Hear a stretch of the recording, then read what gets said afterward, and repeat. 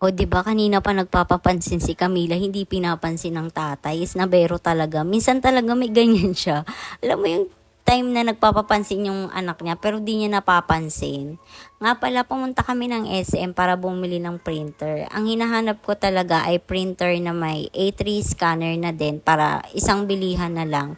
Pero ibang brand nga lang yung nahanap ko at pre-order pa siya. Kaya napapaisip ako kung sa online na lang ba ako bibili o ipapaayos ko yung printer na nasira dito sa bahay.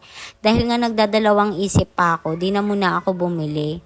Na-realize din namin na hindi pa namin na-celebrate yung birthday ni Camila kasi sumakto sa unang araw ng pasok niya sa daycare. Kaya bago kami umuwi, bumili na muna din kami ng cake para naman di siya magtampo. Sayang nga lang kasi wala silang pasok dito dahil holiday. Kaso lang, may work din ako nung araw na to. Kaya, ang ginawa na lang namin, bago kami umuwi, dumaan muna kami sa bilihan ng cake at bumili kami ng cake, ganun. Para naman ma-celebrate namin yung birthday ni Camila kahit papano.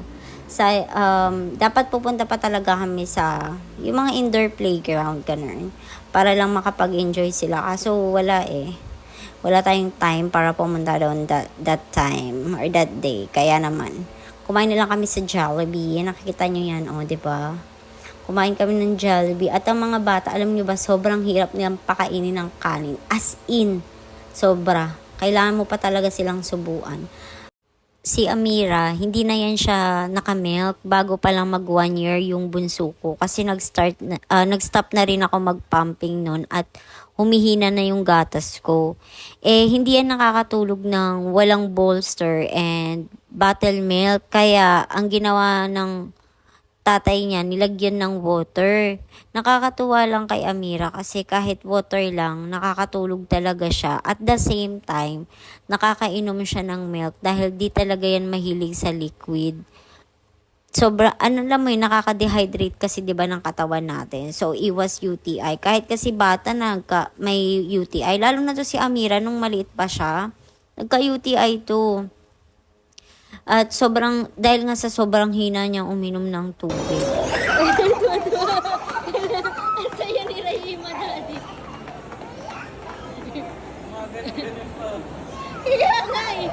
Ang grabe yung ngiti. Hindi naman, doon ka mag-video.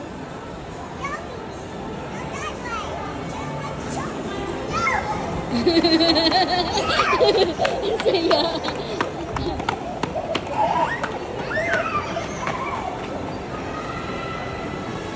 Ang saya-saya. Baby!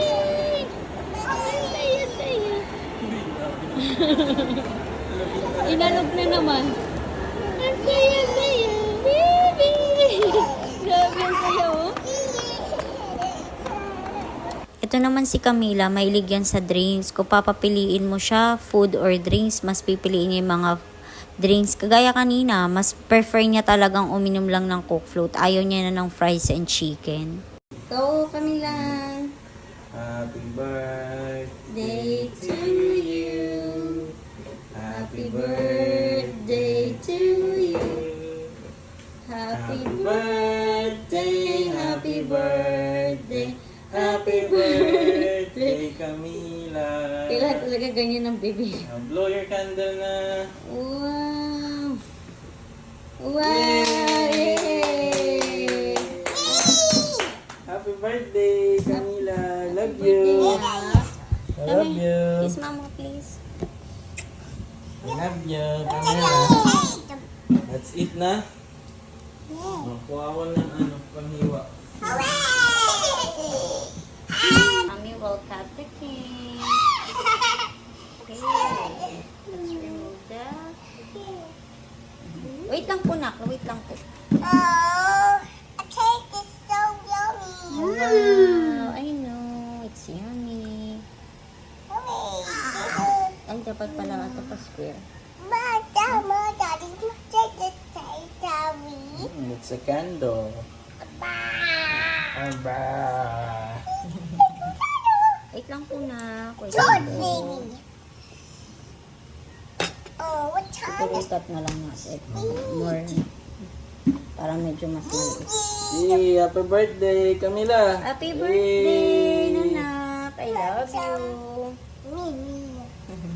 Wow. Me too. Okay. Mera, anong sabihin mo kay Camila? Happy birthday. Say Nako, happy nauna birthday. na ang lamon. Lamon. Camila, anong sabihin mo kay Camila? Happy birthday! Wow! Good job. Eh. Anong say mo? Anong sabihin mo sa ate mo? Hoy! Yo! Nako, sa nanay.